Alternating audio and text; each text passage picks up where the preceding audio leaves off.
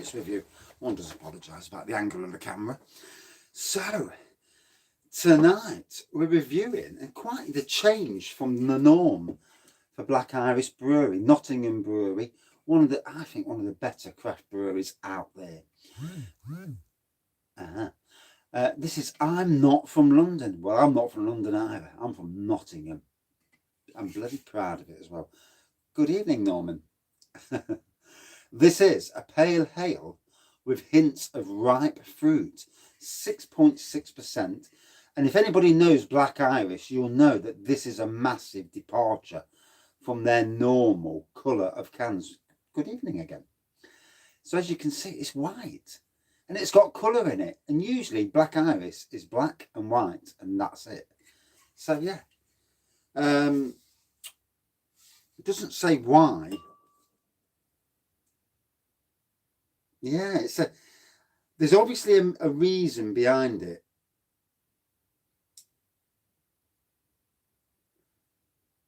Yeah, there's obviously a reason behind what they're trying, the statement. There's a statement being made there. Oh, I'm not from London. I mean, I'm not, so there we go. Good evening. With Nail and I. Not something I've watched, to be fair. I've only suffered from 2 panic attacks and I took a massive aroma. It's a pale ale, so it's 6.6%, and as you noticed, like I said a minute ago, it's quite a departure for Black Iris to do anything like that colour. It's usually just black and white. Yeah, 6.6% pale ale. Good evening. So for those people who like their craft beer fresh, this is fresh. Yes, it's about 2 weeks old and it's cold. I know the wife went round to the friends and we ended up stopping there for a few hours. Had a drink as you do, and although only one because I was being good. And that's unlike me as well. Usually, good thing I didn't take the wine round. I wouldn't have been on tonight. I'd have been pissed. But yeah. So yeah. Orangey pour, little white head. I can't see no carbonation, to be fair. Great aroma though. Oh, that is nice. There's passion fruit. There's definitely mango, and then there's another flavour that's certainly there that really tweaks the old nasal. Oh. This is a lovely aroma. I ain't got a clue what it is, but bloody nice. Is it kiwi?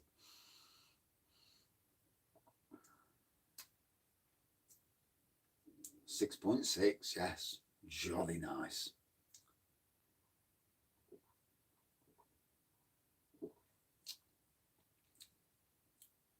Oh, that's got some taste to it.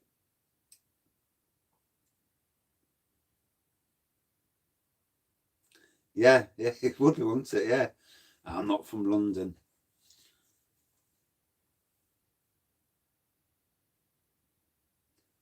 Oh, you're in the beer garden? Fuck that. It's all right, but this April is nothing like last April. Last April, in fact, for the first lockdown, we had 4 days. I counted them.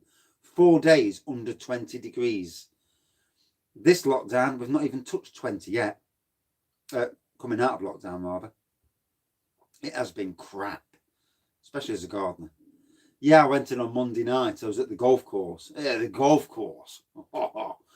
And I had Tetleys and Guinness, so not the greatest. I was going to do a review, but there's no way I'm reviewing Guinness at a golf course. I just couldn't find the heart to say anything nice. You want to run around a bit, get your beer and run around. Yeah, that'll get you warmed up. So yeah, lovely beer from Black Iris.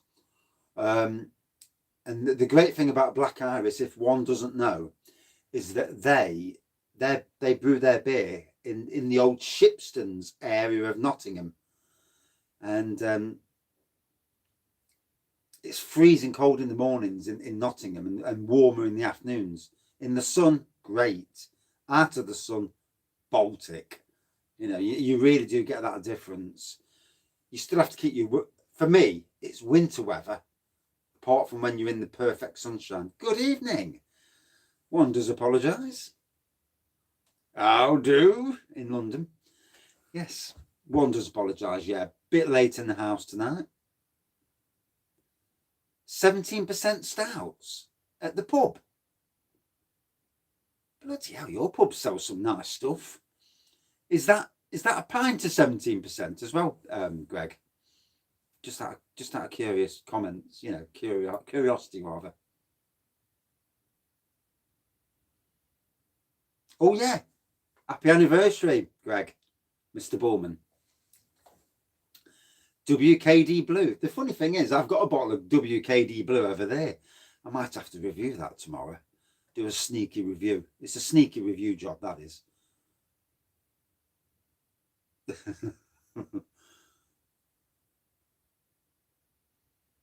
I think when I reach 2,000, I'm definitely going to go for something big again, ABV wise, that is. Ah, bless you, bless you.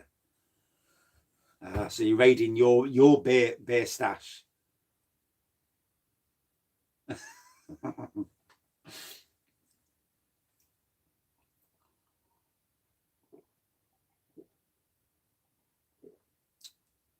Oh, great tasting beer. The aroma's brilliant. Really quite intensive aroma. The taste, it just goes into the taste as well. ABV. I've got some port up the house, funnily enough. So I might do that. I might review half the bottle and then do a cheeky Vimto as well. I might do that. Yeah. If I remember, I'm not too drunk tomorrow at some stage. I'll do that as a little bonus beer review. Nobody's drinking the port at the house anyway, so I might as well neck it.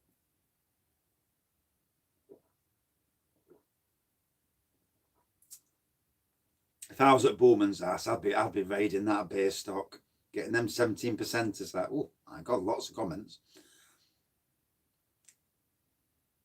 How many you got in the fridge? I'd be letting my mates drink the Carlings and Fosters, I would. Yeah, Tesco, Bullman's first. Apparently, Carlisle's first on the list. Yeah. Yeah, I've messaged that Domo tonight and said to him, what's the crack then? Why are, I did. I private messaged him and says, what's the crack with Carlisle getting all their beers before Nottingham? And he hasn't responded yet. Might have to use the power of the internet to push some buttons just to stir it a little bit.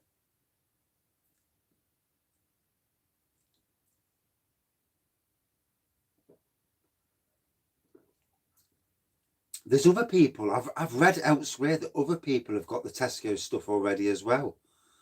So it may not just be, you know, up where you live. Obviously, I've not been anywhere near a Tesco, so I wouldn't know myself. But my Tesco's a shite anyway, so I don't suppose they've got any. Yeah. But yeah, I have read that other people have already got the new Cloudwaters at Tesco's. So, yeah, it might not just be in one area. I mean, to be fair, you know, when I worked at Sainsbury's, what usually happens is the stock comes in the back a week or two earlier. It's sat in the back. It won't be in a bloody fridge. So for those people who like Cloudwater from the fridge, it will never be in the fridge in the back. It don't come in the blip fridge. It comes in on pallets. I mean, if it goes in the fridge afterwards, well, that's another thing. But yeah, it's usually sat in the back for a couple of weeks beforehand, and then they're told to dress it on. So depending on what store you go in, it depends how good they are. I mean, as at Arnold, when I worked at Sainsbury's, anything came in, it was already dashed on the shelves, just to get the stock selling. You know, provide a bit of interest. And then if they did a bit of a range refresh where they changed the display, then they'll move it around themselves. Ah. And there's another thing with beers. Working in supermarkets, there's a rotation where it seems that it goes from one supermarket to the other. You'll see this with 1845 Fuller's. It was in Tesco's all the way along. Then all of a sudden Tesco stopped having it. And then all of a sudden Sainsbury's got it. This rotation, it's a strange thing. More politics than you could ever dream of. Dos Equis. Yeah, I've reviewed that. Yeah, got that from Low Cost Beer. Good beer. I actually like that. There's some very good beers out there. Next time I get some pennies, I must go to Low Cost and do a few. But their range has gone a bit quiet again at the moment.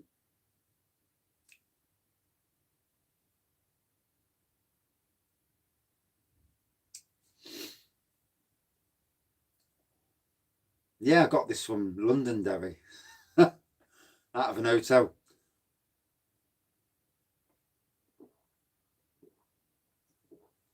Fucking got home and it was in the suitcase. I thought, how the hell did that get in the suitcase? God knows. Yeah. One of those things. Yeah.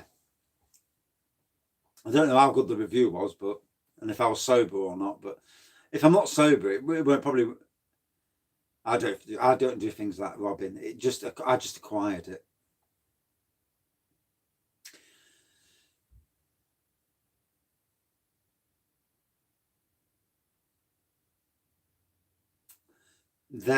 Supermarkets will lower what they send in, and if they've got stock they need to sell, then that's the one that goes on offer. Usually, all of a sudden there'll be a pound a bottle on something, and you know that's because they bought too much in the first place, or it's going out of date. You know, there's a reason why things.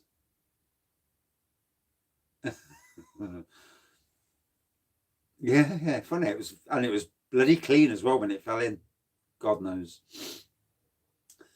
But it's a nice glass. It hasn't been down the beer room for a long while actually, so it's making a nice appearance with Black Iris. So, liking this 6.6%. I am not getting the ABV on this. Can't taste it. Can't taste 6.6%. But it tastes lovely. Great aroma.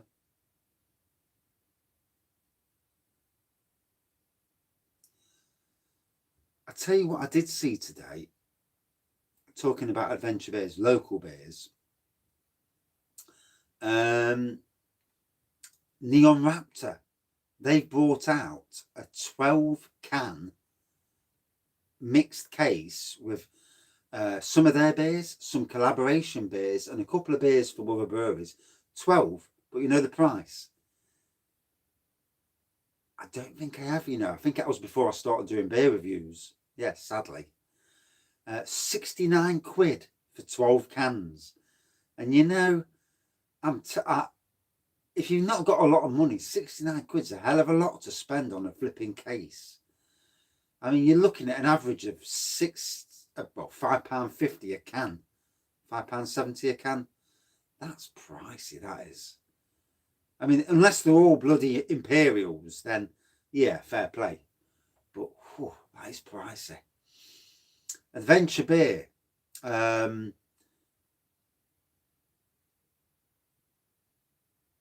Yeah, 30. No, I don't think. Well, they might be. Yeah, they might be 330 mils as well. Fucking hell, that is pricey. And I don't mind paying a price, but you know, there's a limit where I think, hold on a minute, I can homebrew stuff. Oh, it's only one night. Yeah, I'm back to normal tomorrow night. This is number 2. That's why I'm still very, very sober. Yeah. Oh, I look sober at least. On Adventure Beer, there's a rhubarb crumble beer from Bang the Elephant, which does kind of tick them boxes. I'm looking forward to Liquid Light and their.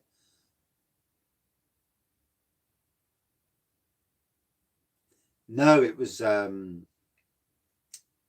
Oh, the one that exploded. It was a French beer. Yeah. Yeah. And apparently you're supposed to put it in the fridge beforehand to kill the fermentation. I didn't know that fucker, did I?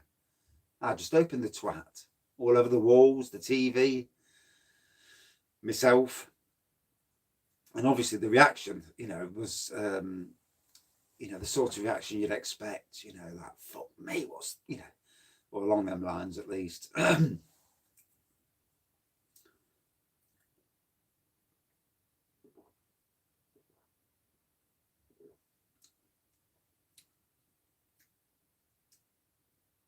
Does it? I've not even read, to be honest.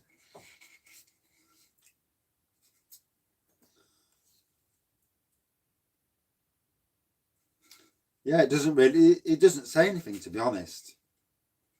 Yeah. Pale ale with hints of ripe fruit.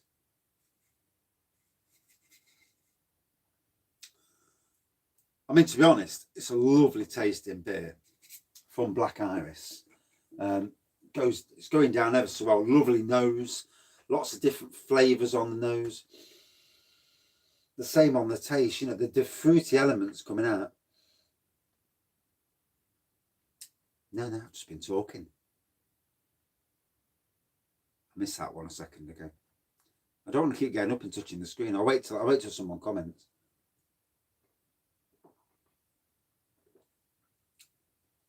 Oh.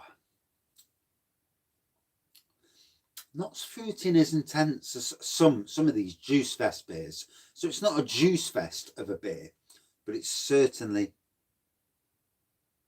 Is that what the I'm Not From London is about? Rightio. Yeah, the can design's totally different, and that's why it's not black and white like normal then. Thank you very much. And sometimes, sometimes just clicking on Google and doing a bit of a search helps. Obviously, while I'm here, I don't do no background searches. I just pull a beer off the shelf and review the bleeder. So it's nice to get that bit of information that you didn't know yourself.